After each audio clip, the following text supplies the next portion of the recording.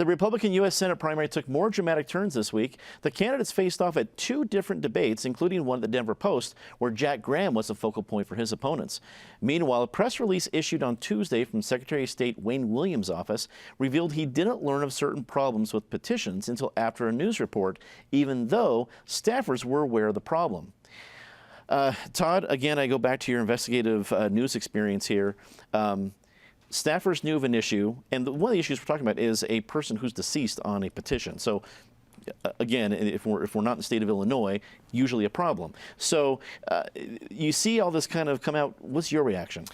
My reaction is that petitions aren't the same thing as ballots, and obviously the Secretary of State has a lower threshold for examining those, and in fact they just, the typical method is to sample a portion and to sort of, take that sampling and apply it to the number and then say, okay, it passes or it doesn't.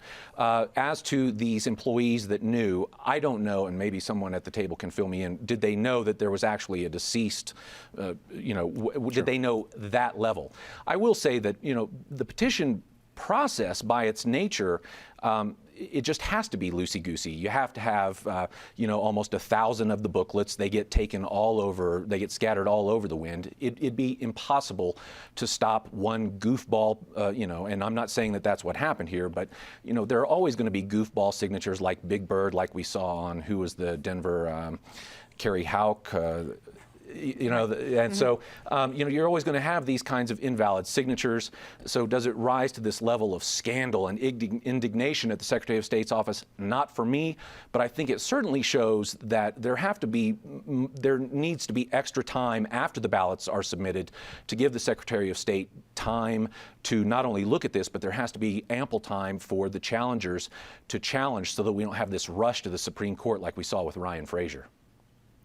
Penn, do you think it's time for some different rules involved? I mean, because the Secretary of State's office, really, they're just trying to uphold the rules that are in the book. They don't have any, they can't say we're not going to do this or whatever else. They don't design them. It comes from legislature. Do lawmakers need to change it? I think lawmakers need to take a look at this. I sort of have a different take on this. I do think that there is a problem, or at least a concern, in the Secretary of State's office if line staff knew about some issues regarding invalid signatures and that information did not float up, particularly given the tight time frames under existing law to validate signatures, approve petitions, and certify someone has hit a threshold to make the ballot. That information's got to move through the Secretary of State's office much more rapidly. But because of the Ryan Frazier situation, this situation, and a number of others, it may be time for the Secretary of State, and I think he's in the best position to do this, to sort of look at how the election laws are structured and how he has to manage them, or his office manages them, and perhaps make some recommendations to the General Assembly and say, you know what, some of these time frames are too tight. We need to start some things earlier. Now, the downside is going to be, God help us, campaigns may start earlier because the petition process has to start earlier. But if that is the solution to having some comfort that people are legitimately on or off the ballot, maybe that's what needs to happen now. Justine, as we look at the Republican primary right now for the U.S. Senate, there's not really a clear front runner.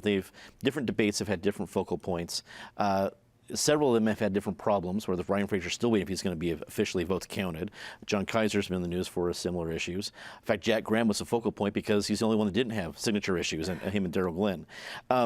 How much fun is Michael Bennet having during all this going on right now? Well, Michael Bennet was looking at a really tough race here when we were initially discussing the Senate race, and I think Michael Bennet's really lucking out right now because there are so many issues with these candidates. I mean, you have candidates who failed to make that ballot with signatures, collecting signatures. You have John Kaiser and his dog, and all of these talking points coming up. So it's really interesting. I find it interesting that, this is the party that talks about voter fraud and is really worried about voter fraud, and yet they have an opportunity here to discuss voter fraud and issues and maybe bring the conversation up of like, how do we stop this? How do we, in Colorado, go about having a better system for collecting signature petitions? And yet nobody's done that yet. So it's kind of surprising to me, but I really think this is definitely an advantage for Michael Bennet right now.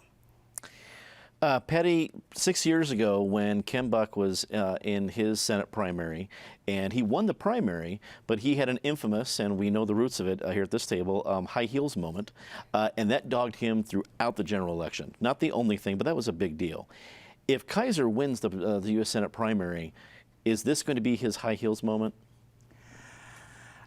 Well, I wouldn't say he's going to win this primary. I mean, that's a tough one right now. He didn't show up for the debate last night. He didn't own up for, he knew there were problems with his petitions, and he took so long to acknowledge it and respond, which you would have to think the candidates have to respond, even if they say, gee, that sounds horrible. I don't know. I'll check into it. He just told us he was on the ballot.